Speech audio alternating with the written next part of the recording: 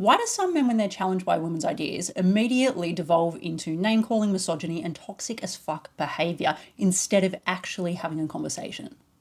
So for context, the video that I posted was about secure attachment, what it is and what it isn't. I said being securely attached doesn't mean you are never triggered, it just means that you don't act like a selfish arsehole when you are.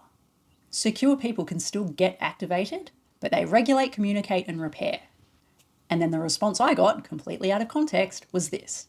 Healing your attachment injuries, huh? Made bad decisions in a partner's, got ran through, and now you're older facing the consequences which make you feel unstable. Time to focus on picking out your favourite cat.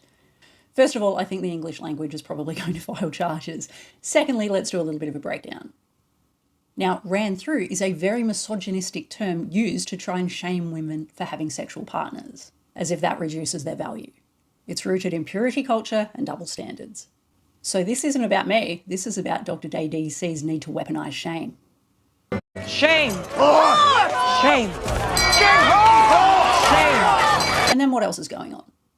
We can probably assume that there's a little bit of shame activation. The content may have hit a little bit too close to home, so instead of sitting with some nuance, we launched into fight mode. Secondly, misogynistic deflection.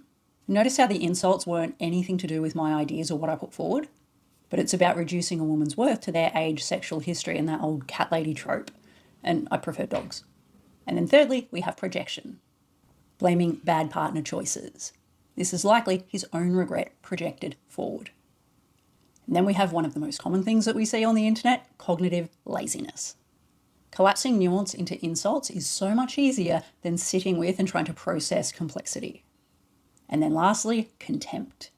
Contempt is a defense mechanism that creates distance from vulnerability.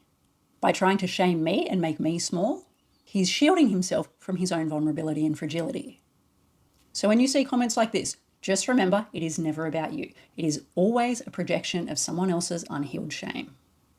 And just to be clear, I am only talking about some men. It is a very, very small cohort, but we see it play out on social media day in and day out. Some of the strongest, kindest, most supportive champions of women I know are men.